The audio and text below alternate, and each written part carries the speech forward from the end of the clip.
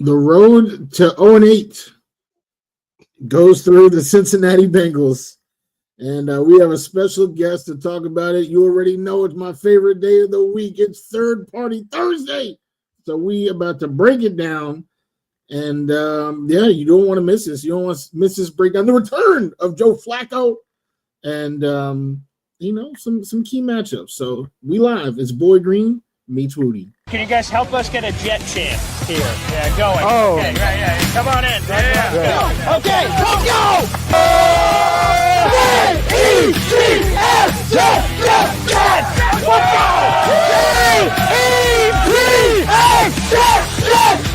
let's go! How you doing? Third Party Thursday. Chris joining us here on the program with a capital P here on the program. Jake Asman, come on down. How you doing, good sir? Wow, what an intro. I mean, the Boy Green is known for having the intro, but Wudi, that was unreal, man. Thanks for the kind words, son. We are men of many names. My favorite Austrian Jets fan right there, baby. Boy Green Meets Wudi.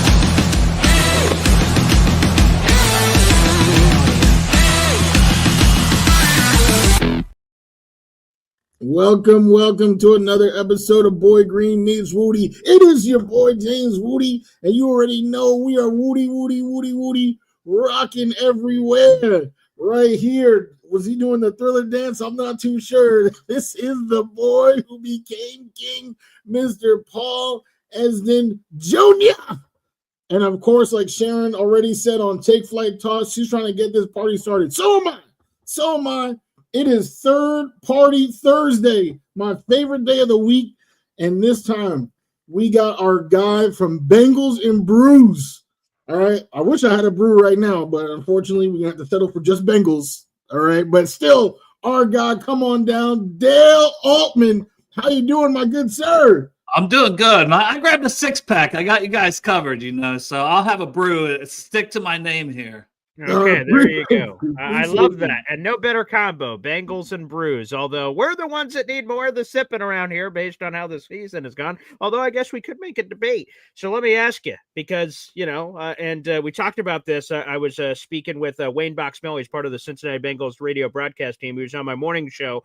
And I asked him about the emotional roller coaster of, like, every year you have Joe Burrow. I imagine you guys are like, we're going to the Super Bowl, baby. And then he gets hurt, and you're like, all right, now what are we doing?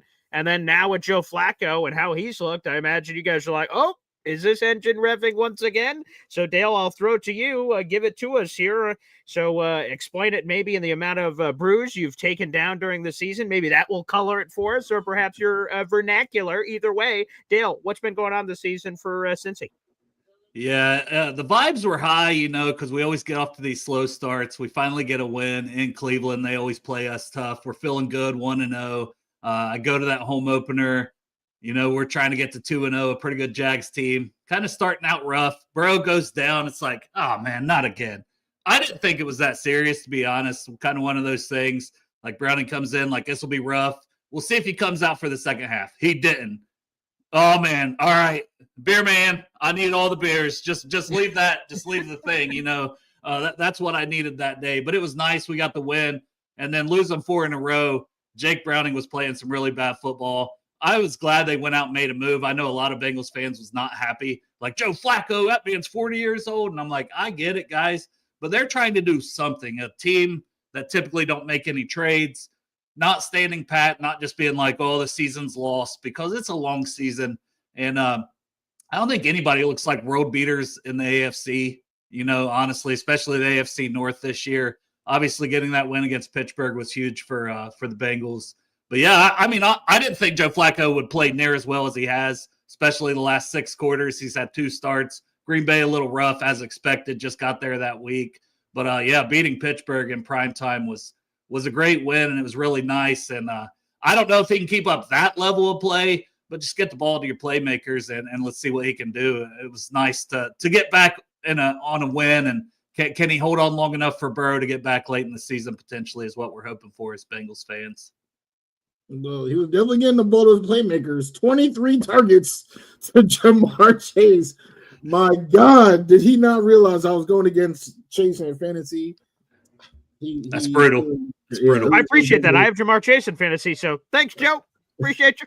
It was definitely rough. But no, that first question that Boy Green asked is right along the lines that I'm thinking of. Like, each year, it seems like the last few years, it's kind of been the same song and dance. You were in the Super Bowl not too long ago, right? And now, we kind of on a playoff, I don't want to say playoff drought. The Jets know a playoff drought, but just to, if this year ends without making the playoffs again, are we looking at Zach Taylor? I know, Vegas is looking at Zach Taylor as someone whose seat is hot. Would you blame more the GM? Like, what has to change in order for the Bengals to take that next step? I mean, it is such a front office down. The family is so involved, and it used to be Mike Brown, and everybody wanted to hammer on Mike Brown, but it's now his daughter Katie and her husband Troy. And I mean, they do the contracts. They're so hands-on. Duke Tobin don't have that GM title, but he's basically the GM, and he's been there for 20-some years. Yeah, I mean, should the seats be hot for him, for Zach, for all these people? I think so, because this will be 3 straight years when Joe Burrow, healthy, not healthy, whatever, is your quarterback. Jamar Chase, T. Higgins, Trey Henderson, one of the best pass rushers in the NFL. If you miss else for a 3rd straight year, I think it should be. And I think sometimes voices just grow stale in a locker room. I think that's what happened with Lou Anarumo on the defensive side of the ball. And now he's doing pretty good with the Colts, which doesn't shock me, but it's like it was time for a change there. Unfortunately, the defense still looking pretty rough, but you're hoping Al Golden, maybe as he gets more of his players in a year or so, that'll help, but also just the guys he has getting used to how he wants them to do things. But yeah, it's definitely rough being a Bengals fan, because I know a lot of people's like, we got Burrow, oh, so what? We lost to the Rams. I'm like, man, it is not easy to get to the Super Bowl. It's not easy to get to the AFC Championship. We had a 30-some year playoff drought prior to that run to the Super Bowl. So I'm like, guys, enjoy it. You want to get the win. It don't happen. Now you're back at square one, and it's hard to get back even when you have a Joe Burrow as your quarterback. Well, we don't have that. We don't even have a quarterback, so I don't even know what it feels like to, go to sleep at night being like, oh, we have a franchise QB, because I was not alive during Joe Namath's time. So just pass it over to Boy Green. Yeah, I would say it looks like it's probably going to be Tyrod Taylor, although the Jets are playing cute, and I'm sure that's keeping you up at night. And the Bengals coach, geez, Justin Fields or Tyrod, who's it going to be? I'm sure that's going to dramatically shift the game plan. No, it's not that it'll shift the game plan, I don't think, either way. But I will say this: the Bengals have not been able to stop the run lately. Breece Hall scares the hell out of me, if I'm being honest. I don't know if Garrett Wilson's going to play, but obviously that's a really good wide receiver. Mason Taylor at tight end. I just feel like whether it's Fields, whether it's Taylor, like if there's ever a get-right game for your Jets offensively, it will be against this Bengals defense. And on the flip side, as Bengals fans, we're like, hey, if there's ever a game for our defense to get right, it would be, potentially against your offense. So I think that's going to be huge for this week's game, for both ways. Like, can you guys get out to an early lead? Like, I think it's key for the Bengals if they don't get out to an early lead and you guys get hanging around, feeling good about yourselves, get the run game going. It could at worst be a shootout for us. And I kind of clearly trust the defensive players you have on your side more than ours. If it comes to somebody needs one stop late in the game, I think the Bengals need to get out to a fast start or they're going to be in trouble. You can't overlook anyone. And I know you guys haven't won a game, but there's still talent and there's pride in that locker room.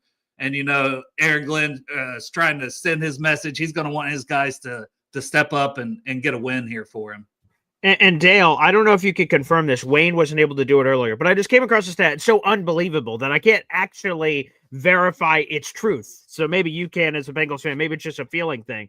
That coming off extra rest from a Thursday game here is normally a benefit for a team. But I found it somewhere that the Bengals have lost something like 9 games in a row when they've had a mini bye to prepare for an opponent. So like when they've had additional time, they've struggled. Is that true? Can you verify that? Because that seemingly doesn't make sense. Because again, more time would get guys healthier, more time to game plan for the opponent and things of that nature. So have you heard that stat before? Is that real? Yeah, Jay Morrison came out with that stat. So that's where it came from. And Jay is one of the beat writers for the Bengals. He's come on Bengals and Brews a couple times. Good dude. He always has a segment called like Jay Has Stats. So I believe he wrote an article about that. And yeah, that was what, I don't know if it was 7 games, 9 games, whatever it was, but it was a bunch of games coming off this mini bye that the Bengals have lost in a row. And it's one of those things that it's just like, all right, can you check that off the box and, get the win? But for whatever reason, whether guys start feeling themselves for, I don't know what happens that Zach Taylor don't have these guys prepared, whatever it is. But yeah, that's a real stat. Damn. Well, I promise, all things come to an end.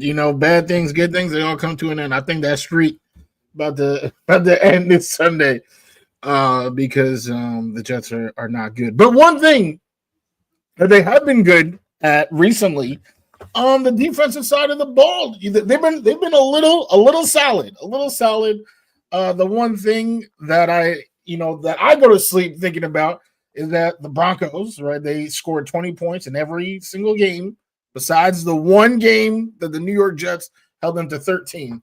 It's just that they, couldn't score, so they still lost the game. And then the Panthers, the same thing, that magic number 13. Now, we just talked about how you guys just ran over Pittsburgh, stole the show against the Steelers, and Jamar Chase is Jamar Chase, T. Higgins is T. Higgins. Is there any worry, any fretting going on over there about the Bengals repeating that performance against the Jets defense that might be on a surge? I don't know. Sauce Gardner, are you afraid of what do you think about that matchup? Your electric offense against this defense. Yeah, I mean, if Sauce plays, obviously he's still one of the best cornerbacks in the league, and you always got to worry about him being able to clamp somebody down. Now, I know we do have, Jamar and T. You hope somebody else can get open. You guys are getting some pretty good play from Brownlee, right? Jarvis Brownlee. Yes, he's been. You guys traded for. Like, I've been watching him a little bit and seeing him make some plays. So that's somebody else to keep an eye on. Is he going to match up a little bit with Chase? I could see that. Try to stop him a little bit, maybe put Sauce on T a little more often if he's playing. So it'll be interesting. But I'm always worried. As a Bengals fan, I don't overlook anybody. Now, I got friends that are like, oh, you get this win, then you play the Bears, maybe you get that win. I'm like, shut up. You play 1 week at a time. Everything changes 1 week at a time. We just lost 4 straight before that win to Pittsburgh. Like, calm the hell down, everybody.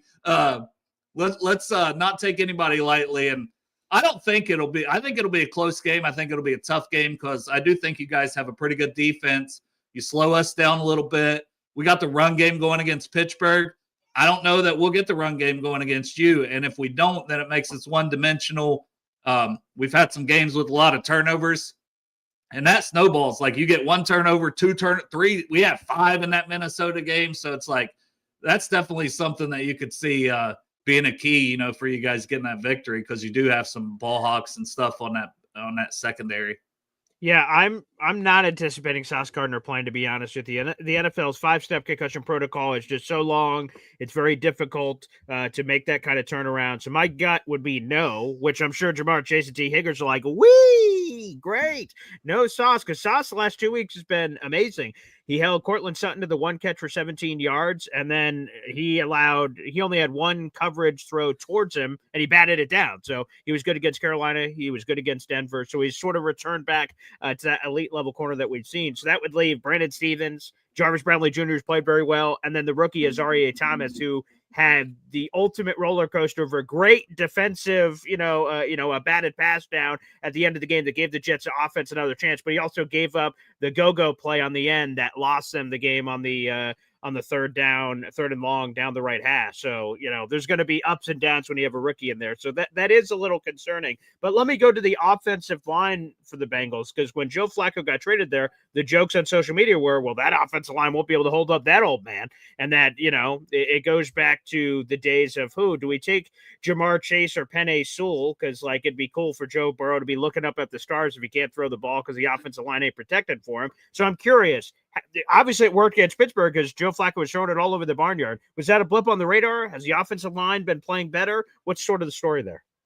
I clip up the offensive line. I write for Cincy Jungle. It's a site that that we have in the Bengals fan base. And I don't know. I think there's still some issues with that O-line. Dalton Reisner's playing pretty good the last couple weeks back at his natural position at left guard next to Orlando Brown. I think it helped both guys. Dylan Fairchild being a rookie.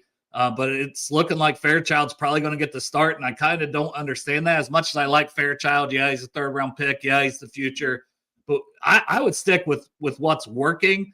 But I think the biggest thing is Joe Flacco's just getting the ball out so fast, like extremely fast. Like he knows where he's going with it as soon as it's snapped. And most of that is to Chase, as we were talking about earlier, with the 16 catches, and then he's got Higgins. But he's just like, I'm going to throw it up there. You guys go make plays. But he's going. He's not taking a ton of time. But the line, I think, always looks better when you got a quarterback that you know is going to be in his spot. He's going to stay in that spot. He's not going to be moving around trying to extend. And as much as I love Joe Burrow, that is something that Burrow does a lot. He's always extending plays. It's going to always make your line look worse than probably what it is. And Flacco getting the ball out quick is probably going to make your line look a little better than what it is. So it's probably somewhere in the middle, where they're okay. But a lot of it just depends if they can get the run game going. Anytime you're one-dimensional, I just feel like teams then can tee off. They know you're throwing the ball, or you get behind. You've had no run game, and that's kind of been the issue with Cincinnati for most of the season and their offensive line, why it's looked so bad. And we have another rookie in Jalen Rivers at the right guard spot, so he's a fifth-round guy. He's looked okay, but I mean that's where teams have tried to match up. Like when we played Parsons, they were even kicking him inside to get him matched up on Rivers some. So I could see you guys trying to do a little bit of that stuff too to take advantage of these younger guys on that offensive line. Don't worry, we don't make adjustments, so you don't have to worry about that. One thing about that, I mean, I do feel you on the one dimension because the Jets, it's just the opposite one.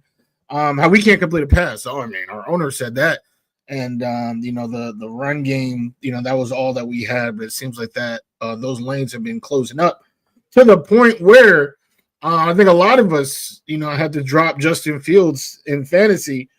So let me just ask you a fantasy question real quick, because last week I thought I was being sneaky. I started my guy Noah Fant, and for 3 quarters I was like, how many tight ends do you guys have on the team? Because they were like, oh, to the tight end, Drew Sample, to the tight end, you guys definitely have is it Gesicki? It was other like Gesicki's hurt, so it does give Fant more opportunity. I don't feel like we were going to hardly any tight ends. Now the game before we had Tanner Hudson getting some plays.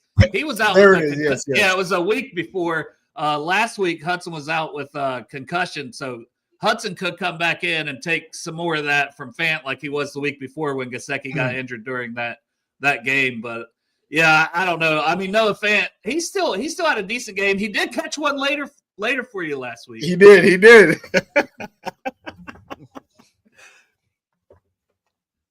Well, here's where I'm at, because you've sort of been very honest, Dale, and I think that's important at the beginning of a relationship, to be very honest. And you've said, hey, man, I'm a little nervous pervis over here about this 0-7 Jets team. And I've seen it from a few Bengals media, because I was searching for something on Twitter. I just typed in #Bengals, and boy, is that a trip on social media. But I was going down that rabbit hole, and I saw Bengals fans saying, all right, if we lose to the Jets, that means this, because we're not for this and this. So there is a general fear out there among Bengals fans. Is that just how you guys are built from your history of pain and misery? Is it this year? What is the reason that you guys are so nervous, apparently, unless you guys are all doing this weird reverse psychology thing, trying to let us all know you're nervous, but you're really not, because you think you're going to be opening up a can of whoop ass on the New York Jets. So I'm trying to really get a temperature check here of like, where's the fear stemming from?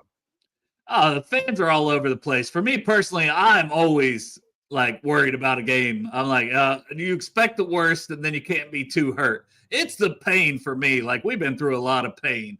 Bad seasons, bad injuries at the worst time. Carson Palmer in 2005 was one of the worst things ever. I love that team with Chad Johnson, Houshmandzadeh, and Kimo Von Off, and still hate that guy. Never going to forget his name. Took out Palmer's knee early in that game and just killed his. Yeah, it's the pain. And even the Jets, like the Jets alone, I will never forget the Mike White game a couple years ago when Mike White absolutely balled out and beat us. Everybody was chalking that up as a W. Like, I forget this stuff. Like, I know what can happen. It's happened too many times. So I don't know. That's just where I'm at. Should they win the game based on how the teams are trending and everything and the injuries that you guys kind of have and the guys you might have out? Yeah, I think the Bengals should win the game. But do I think it's going to be tighter than expected? For sure. And would I be surprised if the Bengals screw it up and lose it? Yeah, I would not be one bit surprised. I see that happening. It happens all the time. Well, since you brought it up, let's throw it up here on the screen. An artifact that was at the Pro Football Hall of Fame for 5 seconds was the Mike White jersey and football. Legend. And the jersey of Jets quarterback Mike White completing 37 passes for 405 yards, 3 touchdowns. His 37 completions were the most by a quarterback in their first start all time. He became the second quarterback since 1990 to throw for 400 yards in their debut. I believe the other was Cam Newton. So, yeah, there you go. This is a nice little piece. I don't believe this is still at the Hall of Fame, but good times. Good times. Yeah, we had Mike White there for a little bit. We had him on our practice squad, and we let him go. Yeah, we were like, hey, I was a lot of Bengals fans. That's what when Jake Browning, they were like, bring up Mike White and start him before the Flacco trade. Just bring up Mike White. I'm like, man, he had one game against us. You know what's like? Come on now. I will also say the thing that caught my attention earlier this year was the Bengals making 3 roster moves and all of them involving former Jets quarterbacks. So they released Mike White from the practice squad. They traded for Joe Flacco. They got rid of Brett Rippon to open up the spot for Flacco. So there's a lot of, which just made me realize, I'm like, holy shit, there's a lot of former Jets quarterbacks in the league. I would have never thunk it, but apparently there are. So yeah, that's a thing that caught on my radar a couple weeks ago. Yeah. I wish that we had Mike White right now. Yeah, well, be honest with you. I'm not loving the room. And that game, yeah, that game was crazy. I can't lie. I was not expecting to see what we saw that day either. But going back to this matchup where the QB is still a secret. Tyrod Taylor, by the way, just said seconds ago, he's speaking right now as we're doing this. He said, I have no idea. I haven't heard. But obviously, here's the thing. Right. Like, Woody, ask your question. The Jets actually know. Aaron Glenn knows. Yes. Tyrod really knows. Justin really knows. They're all playing dumb, which I don't care. If they believe they get any hint of an advantage, why would you give it up early? So fine, 100%. But there's some media members going, ooh, look, the Jets are idiots. They don't really know, and they're playing around. I think everyone knows who's supposed to know in the Jets building. Who's it going to be, Wudi? I don't know about where your question is going, but I just saw that seconds ago on Twitter. I think everyone knows who's actually going to be playing quarterback. Yeah, I would agree with that. I think they know. I don't respect this little game that they playing. This is another game that they need to worry about playing the games on Sunday. Stop playing the games with the media throughout the week. That's what I'm talking about. But this game on Sunday, we talked about the defense and the offense, right? Like the Bengals defense and the Jets offense. This is a get back opportunity for both sides. We don't know who's going to get right, but one of those sides is probably going to get right. So, from your estimation, would you say, where is the biggest hole? Would you say it's the secondary where whatever quarterback wins the coin flip can make some passes against the secondary? Would you say it's the run game? Like, where do you think the Jets have the best chance at success on that side of the football? When you guys have the ball, yeah, just run the ball. Just run the ball. Make our guys tackle. We have the highest missed tackle percent in the entire NFL. And it's not even close. Like, we're at like 15%. The next closest, like the next worst is like 11 or 12. Like, It's not even close. Our linebackers, our safeties, I've clipped a lot of that stuff up. It's bad. And it's been bad previously. And that's something we thought with Al Golden, like, well, at least get back to the fundamentals and be able to tackle. But they take poor angles. And, I think if you guys run the ball or short passes, like there's a lot of that. Screen game it kills us a lot of times because we get out there and like our corners, our safeties that are out there, or our linebackers are out on a running back. They just completely whiff on these guys, and it leads to 15, 20-yard gains down the sideline. So I think that's where you guys could really come at us on the offensive side. On defense, you guys obviously made a defensive coordinator change. Lou Anarumo, who's doing great, obviously with the Indianapolis Colts. That's an AFC team I'll give a tip of the cap to. But it was something that it seemed like you guys had to do with all the defensive issues that have happened there. First-year defensive coordinator in terms of the change. What has been the biggest difference between the defenses of yesteryear and this year? It's hard to tell right now. I will say one thing he does I don't love. We drop our defensive ends in coverage way too much. Like I see Trey Hendrickson in the end zone on an intercept. I'm like, why is Trey Hendrickson back in the end zone? That man should be rushing the passer at all times.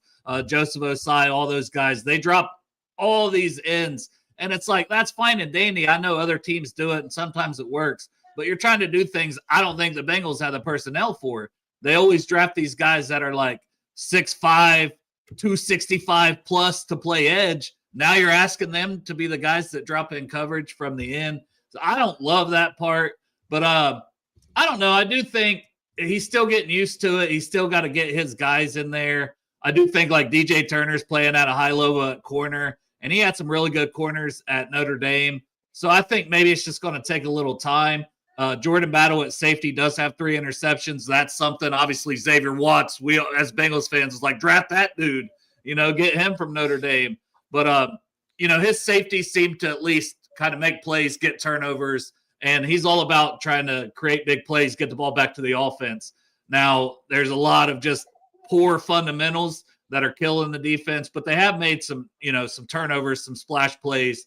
DJ Turner playing pretty well. Jordan Battle hit or miss on the tackling, but has been able to create some turnovers.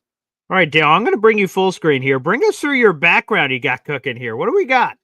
I got all kinds of stuff. I just got the Wudi thing here. This is a sign from my beer guy at the store he left me. Nice. I got the Miller High Life mirror sign back here. I got a lot of work from a guy named KB Art. It's like Joe Burrow in a Tecmo Bowl style. I know the lights kind of hitting weird. Yeah. He's got the Money Mac with Joe Burrow. That's a KB Art also. I got a little Chad Johnson poster. I got a Bengals and Brews banner over there. It's off to the side. I got a schedule here. The Miller Lite that my beer guy got me also. Okay. And then I'm a Buckeye fan, so I got the Buckeyes won another championship. I had to get all the championships on that banner. Nice. And what's up in the corner there? Is that some of your brews? What's going on there? Yeah. It's some different beers that are Bengal themed beers, and then also a little fireball action. It's probably not good that those bottles are empty, because those are probably some rough nights. Those probably that was probably when Joe Burrow gets hurt. Yeah, that comes to mind. Well, man, it was awesome. I tell every guest that we have, because Wudi says it's his favorite part of the week. We do shows, me and Wudi together every Tuesdays and Thursdays at 3:00. And every Thursday we do a third-party Thursday, and we get to network with someone from the other team that the Jets are playing. And sometimes it's people we talk to all the time, Bills, Patriots, Dolphins, just people we built relationships with. But I think it's really cool. We get to talk to teams and people from teams that we don't play that often, so we get to just meet new people. So, Dale, it was an absolute pleasure, man, and I know exactly where we're going to go when Jets and Bengals play again, man. So I appreciate you, Dale. Hey, same. I appreciate it. And I do a draft guy for charity, so if you guys ever want to have me back around talk draft time, I'm all over the draft, man. That's my stuff. I probably love that, honestly, more than just the Bengals. I love the draft. I saw that in your bio, so please, actually, can you give a plug for that, your charity efforts that you're talking about there? Yeah, Project Game Day. It's a group of 9 of us that started that. We try to get individuals with disabilities and military veterans to Bengals games. So I do a draft guide, and $5 get you all the updates throughout the year, whatever. Do one each year, so people buy those, and everything goes directly to them. I don't make a dime off of that. I just love the draft. I do it anyways. But we do a draft event usually on the Friday of the draft to help raise money for the season. And then, we get these people to games, to the tailgate. We get them money to spend for gas and concession and stuff like that. So it's nice, when you can take being a fan and, give it back to people that maybe otherwise couldn't go to a game and stuff like that and help them out. So I'm really thankful to be part of Project Game Day. And one of the guys you were talking to, I believe that recommended was Bengals and Bourbon. Matt, It was actually his idea to start the whole thing. So shout out to Matt and all the guys that do it. Darth Bengal always makes all these chains. You see, like I got some in the background. Yeah. And he never takes a dime off the chains, but he will send some out to people in exchange for donations to Project Game Day. And there's a website now, projectgameday.org. The D, it's DEY, because we're weird with the who day. So it's Project Game Day, DEY.org. So that's our foundation, and they have a Twitter, a Facebook, all that stuff too. I'm just a small part of it. Dale, thanks for bringing that up. Appreciate it, man. You're the best. Thank you. Appreciate you guys having me, man. It's nice to meet you guys. Absolutely awesome. Good luck this Sunday. A lot of times, I say that and then don't mean it because I want the Jets to win. I definitely don't mean it at all. That's why I feel you. Yeah. No, but I mean it. I mean it. Yeah, I mean, I got my season died, weeks ago. So, good luck. Here's the baton. Take it and.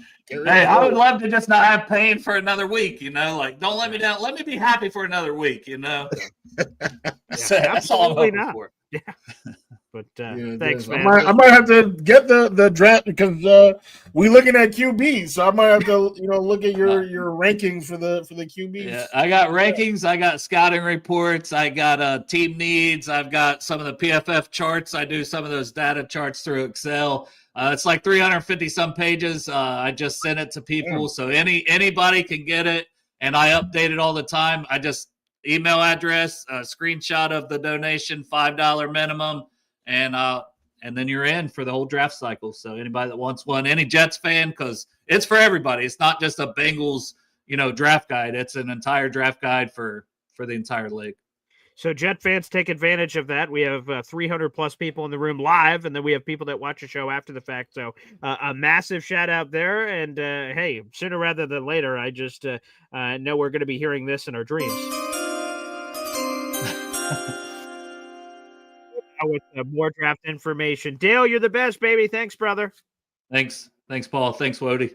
All right, thanks everybody for tuning in. I will see you tomorrow morning for Boy Green Daily, but we'll see you again for Boy Green Beach Wudi next week. Take care.